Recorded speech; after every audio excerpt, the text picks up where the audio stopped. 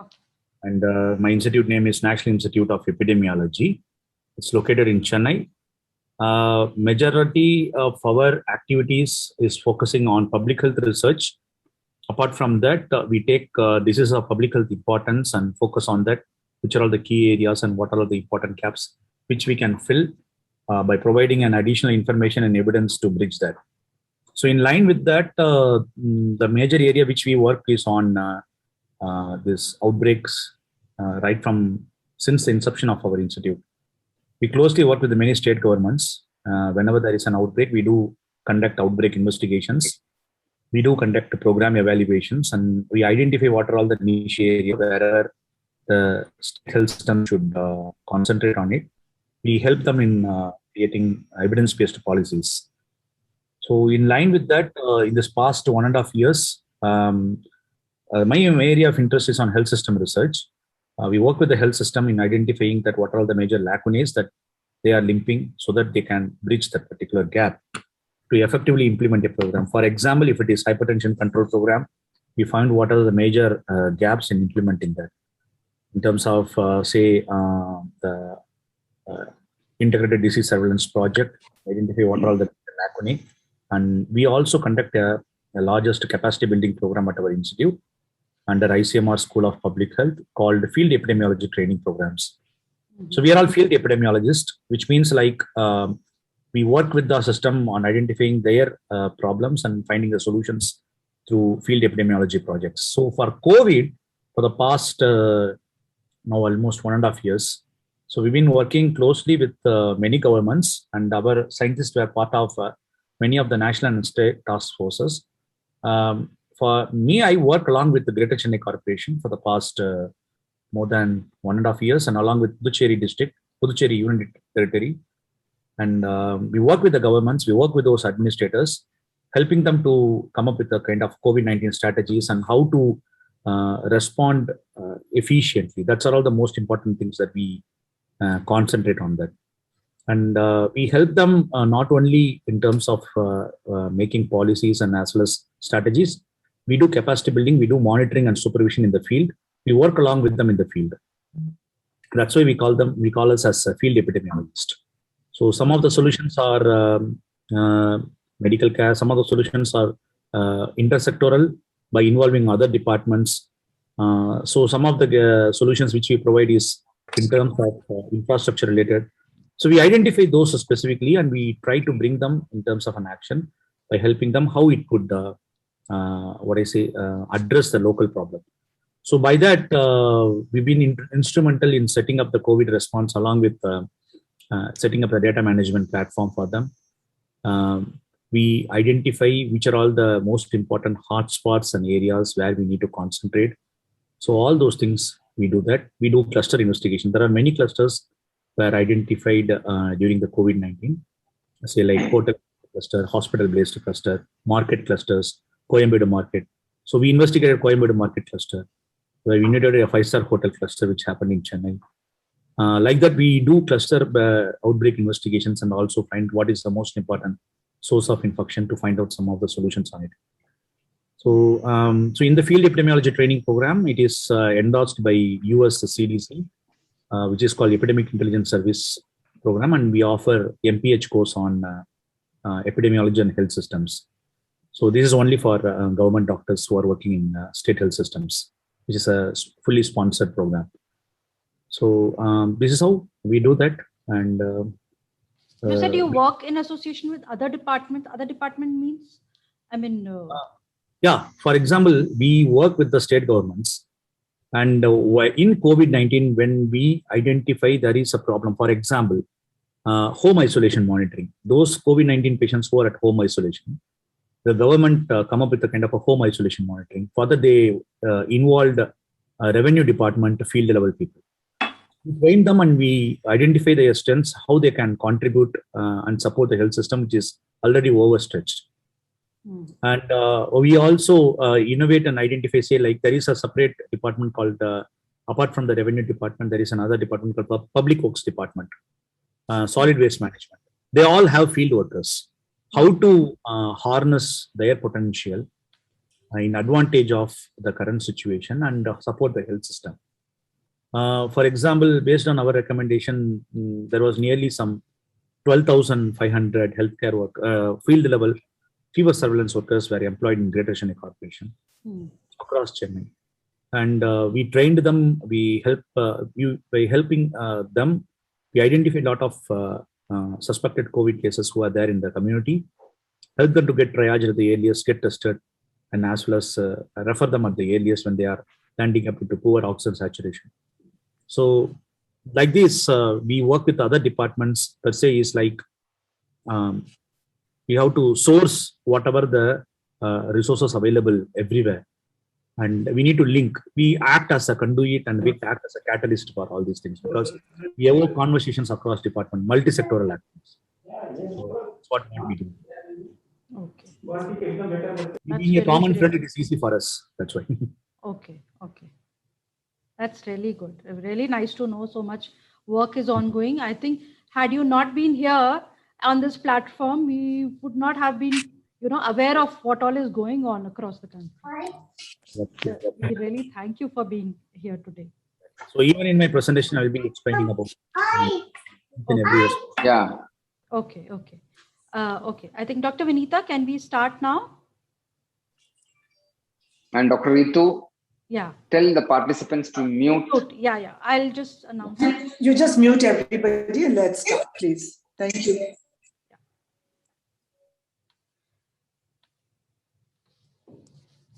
I'll start now then, Dr. Vinita. Yeah, okay.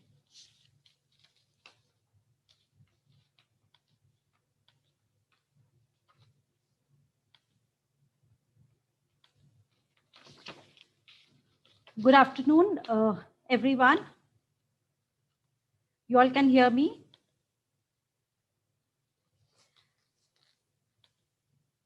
You all can hear me? Okay, all right. Yeah. Yes, we can hear you. Okay.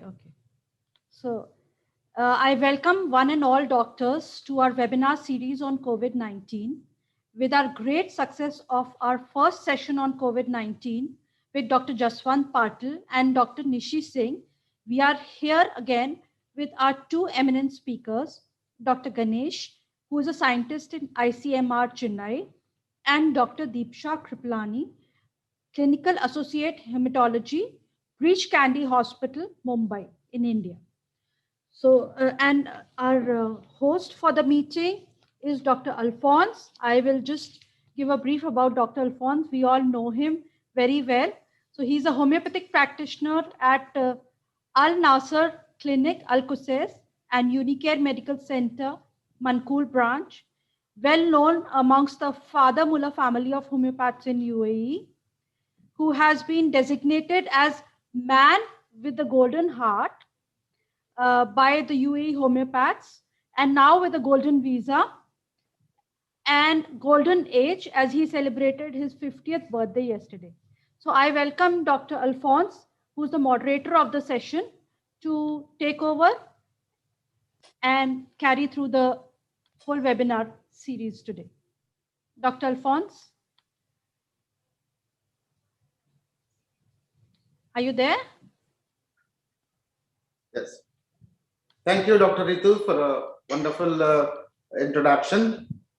Can you hear me, everyone? Yes. Audible? Yeah, okay. So as she mentioned, it's after the successful completion of the first session of our series on COVID and related subjects. So today we have two prominent speakers. Firstly, the man of the moment, Dr. Ganesh Kumar Parasuraman.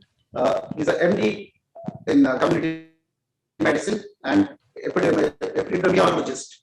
And as we know, he said that he's a field epidemiologist.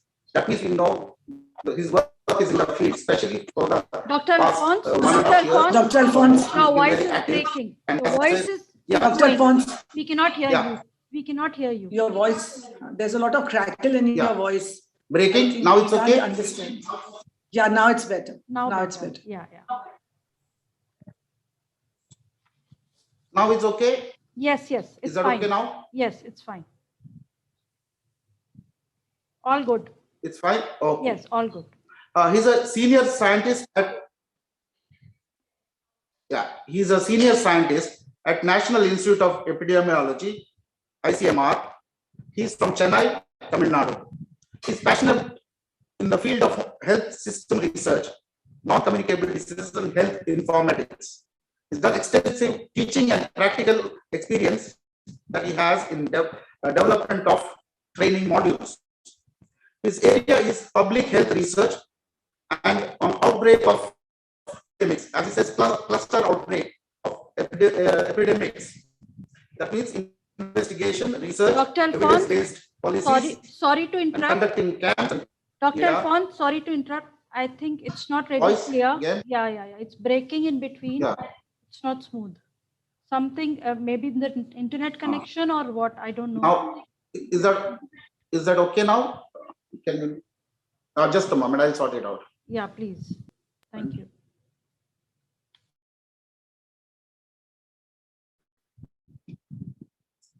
Is that okay now? Are you clear? Am I clear? Yes, sounds better. Yes, you can Okay, continue. You can continue. Yeah, okay. And capacity building. Yeah, capacity building. Okay, I'll make it short then. His educational background is got MBBS from Tanjore Medical College in 2005 and MD in Community Medicine from Delhi University 2010, and his work as a consultant at Hope India from 2007 to 2010, Community Health Center, and worked as the assistant professor, Community Medicine, SRM University, Chennai, till 2014. Also, he had a short stint as an assistant professor at ESIC PGM MSR Medical College, Chennai. And from then on, that is 2014 on till now, he's as a biomedical scientist, ICMR, that is National Institute of Epidemiology.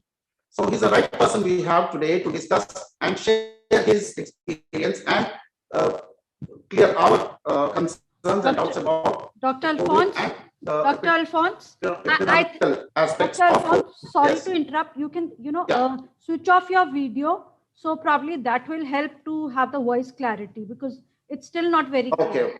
Or what you can do is you can send it to me and I can speak Okay. it out from here. You can send me the profile also. I can. Okay, no, read it done. out I from think here. it's the last part. Okay. Okay, fine. All right. Yeah, so it's the last part. Anyways, I given the introduction. Right now, he's from 2014 November onwards. He's at ICMR as a senior scientist and National Institute of Epidemiology, and he's the right person for presenting his field experience on COVID and the points to clear whatever doubts we have on COVID and the related issues. Over to you, Dr. Ganesh Kumar. Thank you very much. Thank you very much, Dr. Alphonse. And now I will share the screen. Please let me know that whether my presentation is visible. Just a minute.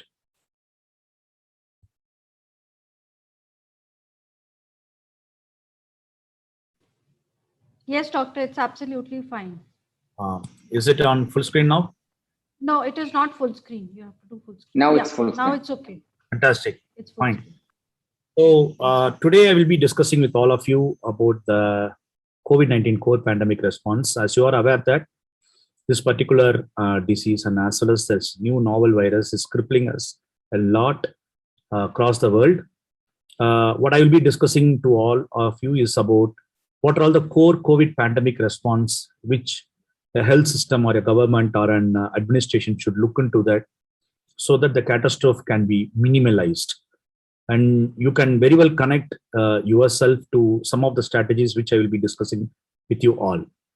So if you see here, like there are core important responses, which all starts from establishing a COVID war room, where there will be a multiple strategies. Like there are certain strategies which reduce it, some strategies which reduce the spread of the infection, There are certain important interventions by establishing data-driven decisions as a data dashboards, where we can identify some of the alert system which could help us to identify where we need to strengthen our interventions, where we can relax but little bit. And since we are handling with multiple stakeholders, how to communicate effectively while all these responses are being taken, and how we could scale up all these vaccination program currently which we have, unlike 2020, and how to sustain certain non-COVID services, health services during this COVIDized time. So when I see all these as a strategies, I will be just giving you a kind of an eagle's eye view picture about how to link all these multiple dots. Majorly, there are two core strategies which is clearly required for the pandemic response. One is that the strategy is how to reduce the spread of infection. The second is the strategy how to reduce the death due to COVID. All other things are all support measures. Either it is establishing a dashboard, data-driven decisions, creating an alert system, and how to have it linked to a control room, and how we should establish the communication either to the public or into the multiple other stakeholders, be it terms of like private healthcare providers or private services, or another important thing is here is how to sustain our non-COVID health services into that. When I say control room, especially when a pandemic response is planned in any administration, and this is how happened, I will share the experiences which we had when supporting the governments, and I will quote some of the examples also here. We promoted in establishing state and district level control rooms at every state. We have also released a document which is now publicly available in our website, which is nie.gov.in. And when you search, there is a COVID-19 resources. In that, we have listed out the key COVID-19 key strategies for handling this pandemic response. When we establish this district and the state level control room, it acts as a nodal point for all efforts done under this particular area. When I say all organizational efforts, it not just includes health, it includes non-health departments also, and most important, private healthcare providers. When the key goal of this COVID-19 control room, I would say as a single word, which is called coordination. This is one thing which we have seen as a major weak area for many of the governments which are all stumbling in terms of establishing. If I'm drop in between, please let me know. Am I going good? You can make a thumbs up. Is it, am I going good? Fine. If my voice is unclear, please let me know about it. Okay. Coordination means it's everything. For example, you can think of imagining a war room. A war room coordinates multiple battalions which has different operations. The same way, while a pandemic war room or a control room should handle all the efforts, such as there should be a planning section which plans about what are all the key activities related to reducing deaths and reducing the spread of infection. There is an operations teams which looks after the operations happening on that particular administrative area, how these planned activities are being implemented. And there should be a logistics support team which should supply the logistics, be it is a PPE, be it is a drugs, be it is a vehicle, everything, and the same ways in the finance and administration. You can clearly see that this is how every administration functions, even in a peacetime. Whereas in a wartime, this requires more rigor to it. So that's why, for example, in Tamil Nadu, they established a 104 district level and as well as a state level bed allocation system. Through that bed allocation system, the requests raised by the citizens are addressed by the 104 representatives and guide them through coordinated with the ambulances available in the field to shift the patients from the community or from the door to the hospital at the earliest to a maximum extent. I agree that the system got stretched over much, and because of the stretched system and overwhelmed system, there were unexpected and unavoidable deaths had happened. And the same way, when you clearly see that another important area where this control room worked is oxygen supply. The oxygen supply is a very important critical area where every other district and the state administration were struggled during this 2021 second wave happened. And in this, they need to connect from the manufacturers to the distributors and distributors to the end point, which is at the point of care at the hospitals. Here, it needs a coordinated effort so that the transport, the manufacturer, the payments to that, the clearances, due clearances when there is an interstate transport and interstate exchanges are happening, all these things should be coordinated to a common channel, and that's why this control room worked well. I just mentioned a small piece of it, and there are much more higher operations what we can be envisaged. For example, there are 4 important key activities which happened in COVID-19 in every other administrative and district area. One is surveillance, which detects infection at the earliest. Number 2 is testing all the suspected individuals. Number 3 is contact tracing, where contacts of all the positive cases are listed and tested if required. And finally, it is isolation and quarantine, isolating all the positive individuals and suspected individuals, and quarantine all the contacts so that the spread of the infections are limited. And while doing the isolation quarantine, monitoring can happen. Even in these 4 important key activities, you can clearly see there is a linkage between surveillance and testing.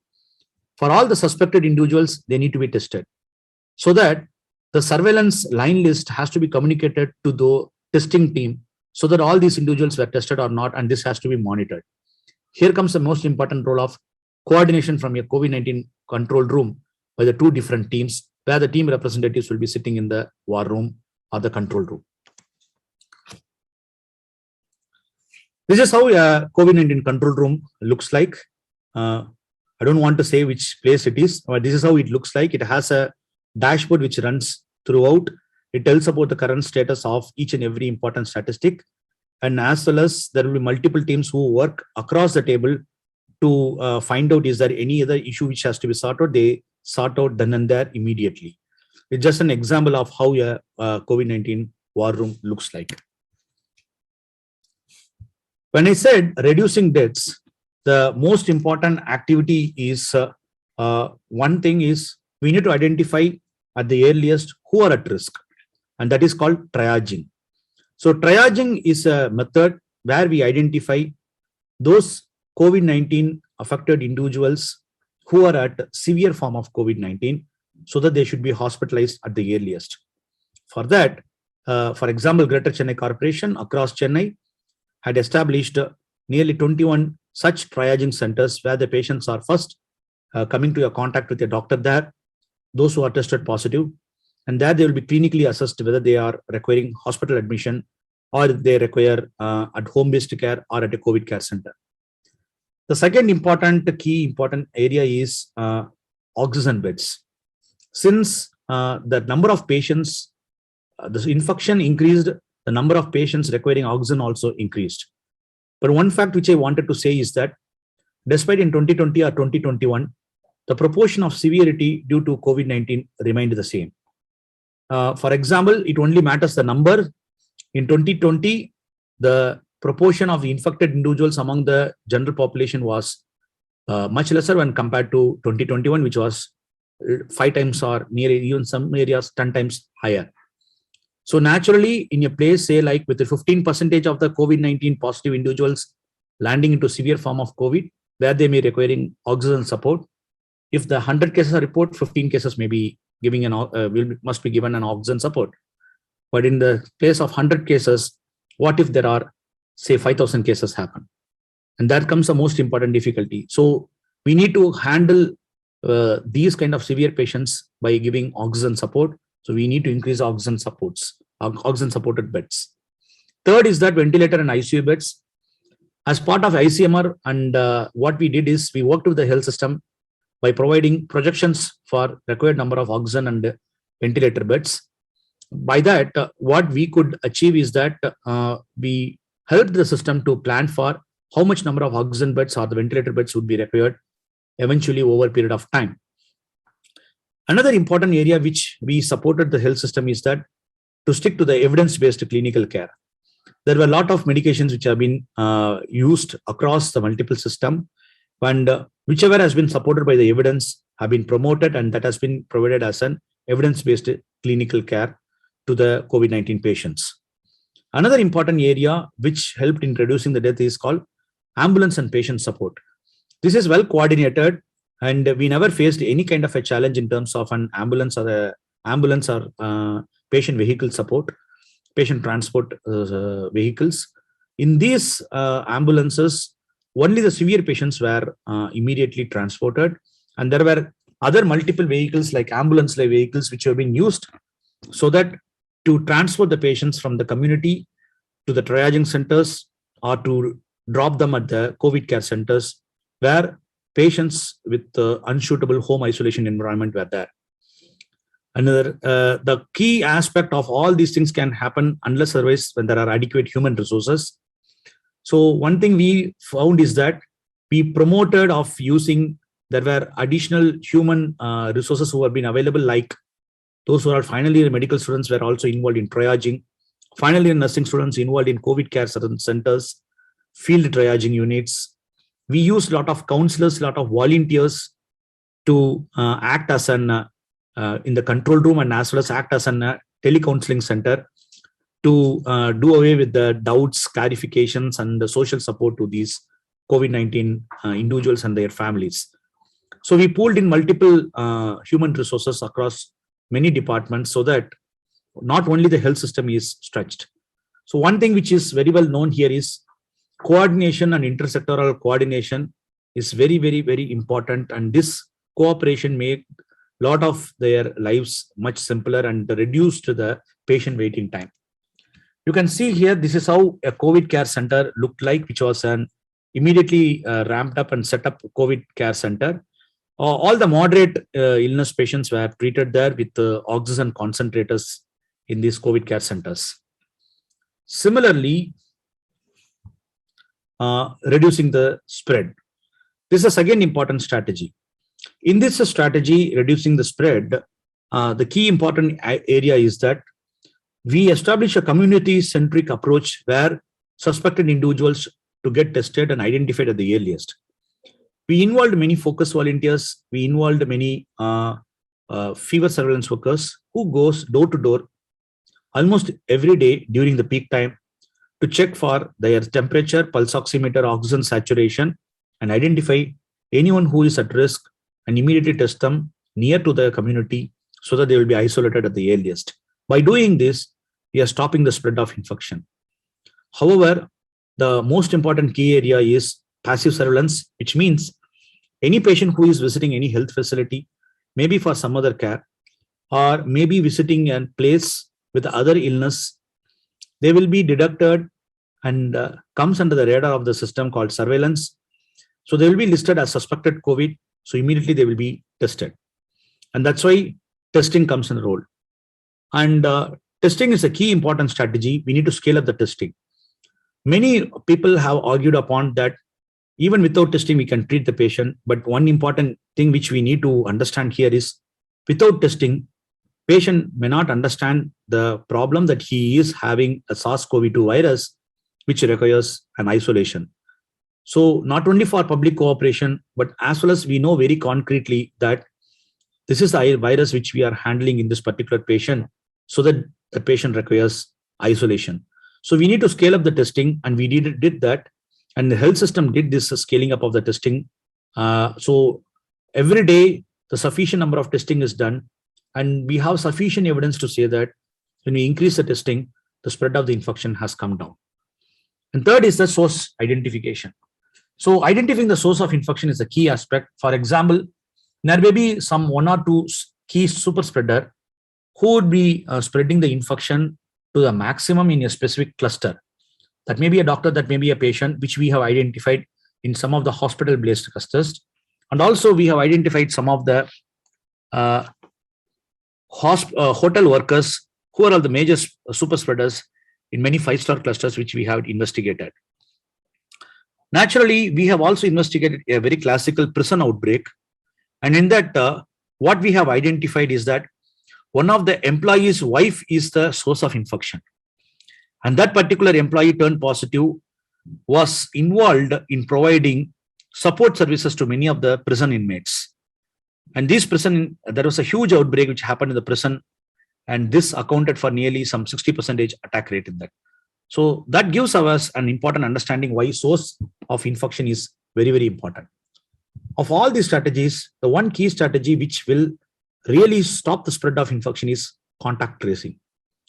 Contact tracing lists those individuals who are all potential contacts of COVID-19 patients, and they should be immediately tested if they are close contacts, or if they are extended contacts, not a close contact, they need to be monitored and put under quarantine. First, they should be listed, and next they should be followed up. And there comes the contact tracing, which linked to the quarantine process. Isolation is for all those positive individuals. Either they have to be home isolated or COVID care center or at the hospital, depends upon the clinical illness severity. The major source of infection which we have identified is workplace. Despite being that we investigated the huge market-based cluster, which is Coimbatore market cluster, and you won't believe that we have linked nearly more than 500 cases linked to this particular market-based cluster. And this particular market-based cluster is a classical example that why we need to follow the workplace management very clearly, especially COVID-appropriate behaviors. Apart from all the COVID-appropriate behaviors like masking, the most important key activity is that if anyone have suspected infection, they should be tested immediately. Or regularly, we introduce a strategy called once in a fortnight or once in a month testing of all the vendors, those who are in a closed market setting. By doing that, we can identify the infection at the earliest, and we'll also come to know that whether infection has attained to the lowest level. So you can see in this picture where this is an active fever surveillance worker who did door-to-door surveillance and checking of their pulse by oxygen saturation and their temperature. And what you see in the right side is a passive surveillance where there is a suspected COVID patients are being identified, immediately tested and screened there. And you can see we also establish street level fever clinics where a team goes there, established in each and every street, where they conducted fever clinics there, measure their temperature, measure the oxygen saturation of the clinic attendees. This is closer to the community, which has regularly been conducted across Tamil Nadu, especially in Chennai. And we also had mobile camps where there is a van where the testing sample collection has been done, even in the community itself. So, despite this activity being the reducing the deaths or reducing the cases, establishing a data-driven decision is very, very important. It not only tells about all the operations are going in the right direction, it also highlights that where the true problem exists. So what we conducted is that we established a data dashboard which generates a street level analysis by using the patient addresses and identify the hotspots and plan fever camps on the next day. And some of the key indicators which we had used, one important key indicator which cannot be fooled is oxygen bed occupancy.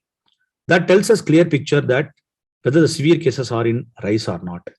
Other than that, either the percentage change in the incidence or number of tests performed on the test positivity rate or the vaccination coverage will tell us about the operational aspect and as well as give some of the alert systems. We established a state COVID registry where all confirmed patients were maintained till the outcome of this particular patient, either it is clinical cure or death due to COVID-19. We also been part of many of the death audits conducted, and we identify what are all the important causes associated with the young deaths and what are all the preventable deaths and the gaps in the system. One innovation which have been identified based on our field epidemiology skill is that establishing an alert system. It is a high-risk setting identification system, which tells us that a particular district, a particular city, or a particular block, an administrative block, that we can turn off or turn on the restrictions like lockdown measures, public health restrictions, like restrictions of the operation of the restaurants, closed settings. So we used some of these indicators and we developed certain alert systems, and this is how the alert system looks like, which tells from gray to red, where the red is very widespread of the infection and complete lockdown, and the green is which tells about where there is a low spread and there is no evidence of any growing outbreak, where the system can be opened up. And this is an automated dashboard which helped in taking some of the decisions. And what you're seeing is districts of the Tamil Nadu with various alert system levels. Communication, when I say it's called risk communication, regularly we need to communicate to the general public about the disease, about the infection, about the public health interventions, most importantly, vaccination. And there is a public dashboard which is available to the public and as well as to the media people, so that they need to aware about what is really happening and what are all the interventions done by the government and the health system. We also conducted, along with the system, many mass media campaigns, like social media campaigns. We conducted Facebook, Instagram Live to leave away with the doubts, whatever the general public have about either it is COVID or about the vaccines. And this also paved a way to encourage the general public to do away with their vaccine hesitancy, and as well as to follow their COVID appropriate behavior wherever it is required.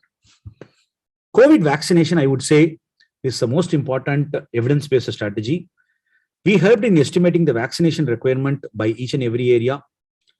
We also encourage them to engage with multiple manufacturers so that vaccine stockout should not happen.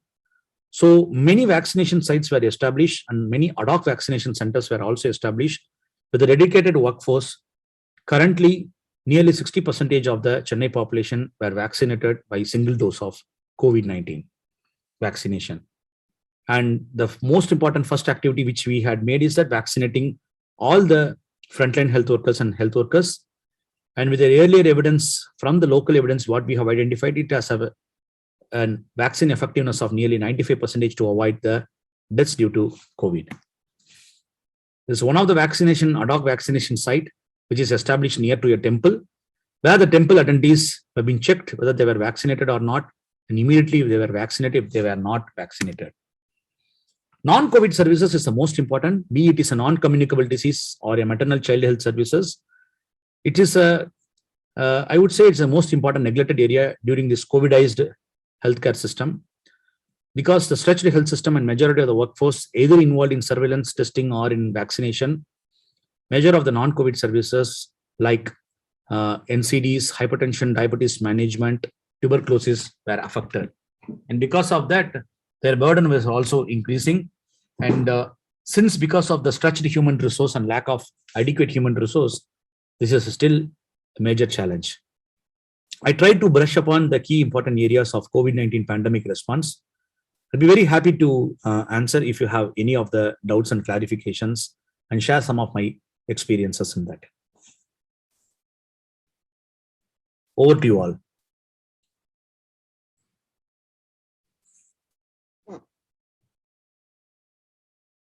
And one thing which I wanted to say is that apart from all these COVID-19 response, we've been doing COVID-19 research also.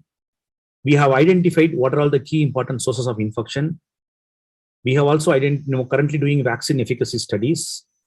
And we've been involved in terms of the other determinants of severe form of COVID. What are the important determinants which a patient with COVID-19 lands as a severe when compared to a mild COVID?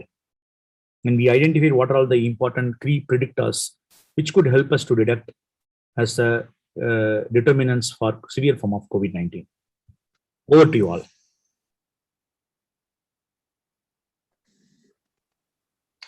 Dr. Alphonse, Dr. Ritu.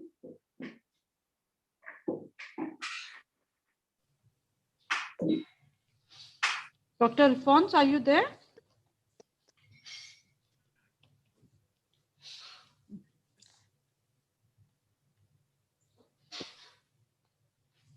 We will now have the question answer session. So all of you are welcome to put in the chat box whatever questions you want to ask, and then we will ask Dr. Ganesh, because he wants to leave after this session, so he will not stay till the end.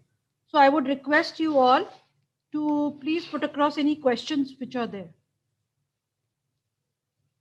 Any questions from anyone? Please put in the chat box. And also they can unmute and talk. Yeah. Yes. So Dr. Sita has asked about mixing of vaccination. As we can say that, we can say only whether there is an evidence or not. Currently, we don't have any concrete evidence to support mixing of vaccination, despite there are anecdotal statements by many experts stating that mixing of vaccination may not have any problem and it will also improve the efficacy. But clearly, we don't have any concrete evidence till date to say that mixing of vaccination increases the efficacy or the effectiveness of the vaccine. You mentioned that data and details of the vaccine efficacy. Yes, of course, Dr. Charu. One thing which I would say is that the vaccine efficacy is for three things which we need to understand. One is that in order to prevent infection. Number two, in order to prevent severe disease. Number three, in order to prevent deaths. And what we currently have is that we have a concrete evidence across all the emergency use authorized vaccines currently in the market as well in India. Relatively, it starts from 60 to 95% for many of the vaccines as efficacy. Whereas as an effectiveness, currently what we have, if you can say one specific vaccine, all the vaccines have a very good effectiveness in terms of preventing the death due to COVID-19 disease. The severity ranges up to 95%. Say 95 to 98%. What I currently have is that effectiveness of preventing the severity due to COVID-19. Whereas infection, there is a variable effectiveness related to that. And this variability is there across multiple different vaccines. Still, we are coming up with many more evidence in the pipeline, which gives a concrete about it.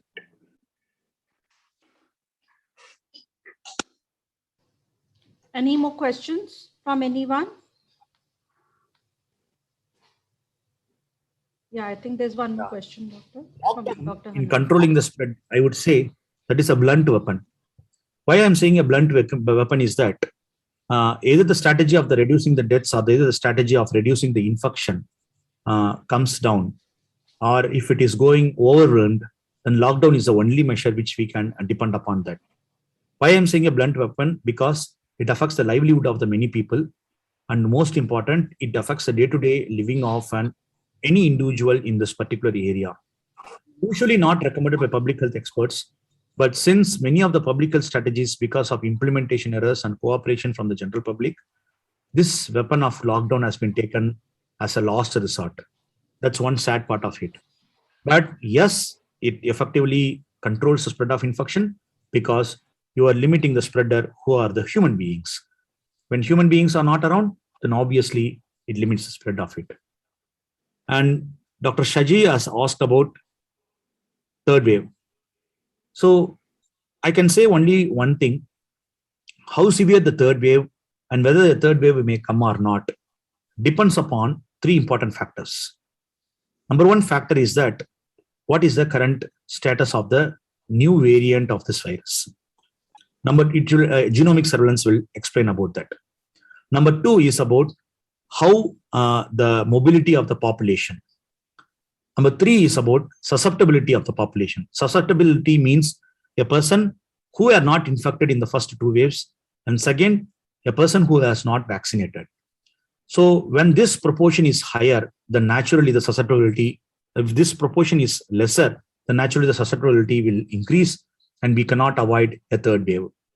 But since different areas have different susceptibility, either the prior infection, the seroprevalence was less, or the vaccination coverage is less, naturally that particular area will be susceptible for a third wave. There is no special precautions. Whatever the number of waves, the precaution remains the same. When you have any suspected infection, you need to immediately get tested and get treated and admitted and get monitored. When you are going out, despite you are vaccinated or non-vaccinated, you need to wear the mask all the time. Preferably a 95 mask. If it is not available, preferably double masking. One is a surgical mask and over the above is a cloth mask, which will reach up to 85% as a efficacy of the mask. These are all the measures which we have to adopt. And if the person is not vaccinated, they should get vaccinated immediately.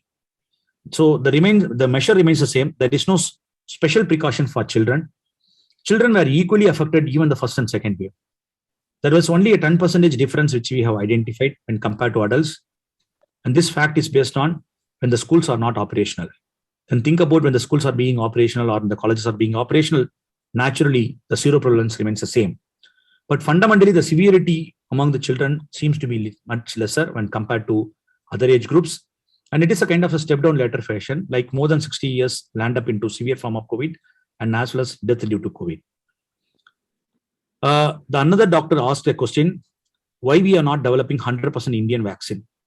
Why raw material we are getting from other countries and why? For all this why, it's a political why. Because it depends upon the science and technology investments which has happened years together. Anything cannot be built overnight. The capacity of the system depends upon the capacity of the expertise which is available in the local, the capacity of the manufacturing capacity of the system which is there. And apart from all these things, the most important thing is that we need to have the right connections in the international trade to get the raw materials adequately on time. So all these things matters. So it deals with the foreign affairs, it deals with the local capacity, it deals with the science and technology, it deals with the investments happened in the education and science and technology over a period of time, especially on research and development. So I hope you must be knowing many answers on this. It's many why, there may be many answers. So that's one thing which I wanted to say. So you can clearly see which are all the countries have invested well on science and technology, research and development, building their capacity over the years. It's not overnight. It's not 5 or 10 years. It's over the years. If it happened, then naturally we will be at the place. So for us, it would take, for a country like in India, it would take some more years. That's what I would say. That sum is little arbitrary. I know that. Okay. Any more questions from anyone? Yeah. Homeopathy medicines, I understand. So Dr. Rajesh, one thing your government is, I don't know which government you are referring to that. So one thing is that I can understand that from Indian government perspective, I could say that the Indian government stand is very simple, is that any type of an solution or any type of an therapeutic is welcome, provided it undergoes a rigorous evidence-based policy check, evidence-based practice checking, do it undergoes a trial so that the trial results are supporting towards a particular therapeutic. So I don't know to which government you are referring to that, but any government will support when there is an which undergoes evidence-based therapeutic. Evidence is there for a therapy which has been recommended by any system of medicine. I think Dr. Ganesh, Dr. Mepulin was asking that question. That was based on a NOSOD that is created by Dr. Rajesh, homeopathic doctor. Dr. Mepulin, are you clear with the answer, or you want to unmute yourself and ask the question? Dr. Mepulin, are you okay with the answer, or you need any other clarification? Yeah, actually, I have lots of questions about all this, what's going on back home or in overall. I like to know more about why they are not focusing more on alternative medicine, why they are not focusing more on the prevention. They are doing so many things for the COVID treatment, for the prevention, for the vaccine. And I would say one thing. Yeah. Sorry. Sorry. Please go ahead. Yeah, we already developed with something in homeopathy about preventive NOSOD, and they're not encouraging us to do that thing. Instead of only pushing on vaccine, which nobody knows what is the side effect going to happen after 5 years, after 3 years, after 10 years. We're all pushing to take that vaccine. And why we are not taking the medicine, which is very safe, at least will not kill somebody, will not get cancer, or will not get end up with some genetic disorders in future. So, yes, Dr. Pauline, I can answer one thing. Since you mentioned that you have the NOSOD is having a safer, but I can understand that you have some data which supports the statement called it is a safer. So this is where the most important thing which I am trying to say, whatever the therapeutic solution, whatever the system of medicine, all it requires is that whether there is sufficient data to support that, and whether we have sufficient data to get published and peer reviewed, so that it is well supported. For me, for example, if you can ask me, I've been supporting many of the other systems of medicine, for example, Siddha, Ayurveda, and we've been supporting them in terms of conducting evidence-based clinical trials. So in all those trials, now one body of evidence which has been increasing very high is on Ayurvedic systems of medicine currently, because they are undergoing rigorous trials of any of their medications and therapeutics of that. So when we say when something is safe, then obviously it should be supported by some data where it makes you to tell that particular statement. And if that particular data is credible and when it is getting published, then obviously it will be taken by any systems of any health system as a solution. The other area is that vaccines, there are many donors. Of course, one thing which I can very clearly say is that there is a lot of supporting data which tells about the vaccine's efficacy and effectiveness. I have a direct first-hand experience on vaccination. Is nearly 95% of the individuals don't land up into severe form of COVID. And we are now still working about the protective fraction for death due to COVID, and it is much higher than that what we have envisaged. So we do have a sufficient data to argue upon the vaccination. Science is an ever-growing field. Every day there is a new body of evidence always comes to argue upon it. That's the beauty of that. So questioning everything, even when we say question, even when we say a statement, it should be backed by a data. And that data should be a credible data where it can be published. And that published credible data is the most important key aspect, either we adopt or to reject. So I can only say as a scientist that whether we do have an evidence or we don't have an evidence, I won't say this is good, this is bad. I would say we do have evidence, we don't have evidence. Evidence to support or evidence not to, whether we do have evidence to support or evidence to reject. That should be the statement of a science. Dr. Alphonse, I think you will take over now. We cannot hear you. Please unmute. No, we cannot hear. Okay. Okay. Okay, I'll talk. Yeah, now it's better. Yeah. Now we can hear you. It's okay. You can hear me? Yes, yes. Please go ahead. As Dr. Ganesh Kumar rightly said, I think any evidence cannot be hidden. So as he says, data should prove. Now, anybody has anything, I'm not talking about homeopathy alone. Generally, anybody has any theory that should be put in a proper channel, represented in a proper channel with the proper backing data, then it should come. Then what happens is people publish it before even, going through the proper channel. Then it goes around and it becomes a news. So there is medicine. So I think government should also, these are government policies. I'm sure there are bodies to consider these new policies or new theories. I think right in time they should take up. And vaccine also, I think you have cleared our doubts regarding the vaccination. And I think just briefly, I will reintroduce in 2 minutes because people have joined late also. It's right to, we should introduce a person like Dr. Ganesh Kumar, who's a senior scientist at National Institute of Epidemiology, ICMR. He did his basic, bachelor degree, MBBS from Tanjore Medical College in 2005, and MD in Community Medicine from Delhi University, 2010. He was a consultant at Hope India Community Health Center, and then assistant professor later in Community Medicine, SRM University, Chennai, until 2014. He had a short stint at ESIC PGISMR Medical College in 2014 before he joined ICMR. Since 2014 November, he is at he's a biomedical scientist at ICMR. His field, as he said, he's a field epidemiologist. So he does area of work is on outbreaks of epidemics, cluster outbreak investigation, research, and evidence-based policies, conducting camps and project capacity building, which he has already explained in detail. Thank you, Dr. Ganesh Kumar, for an elaborated and detailed account of the process of epidemiological aspects of field hospitals and the workforce, which is delightful to know how the institute has worked and contributed during the epidemic. Thank you, sir, for sharing the experience and clearing the concerns regarding the subject. Thank you, Dr. Alphonse. Thank you. And thank you, Dr. Santosh, for connecting to you all. And happy to meet you all, Dr. Ritu and Dr. Vanitha. So thanks for providing this wonderful opportunity to discuss with all of you. It's been a delight. Sorry, I need to disconnect now. Leave. And we can also connect back again at another wonderful. Thank you, doctor.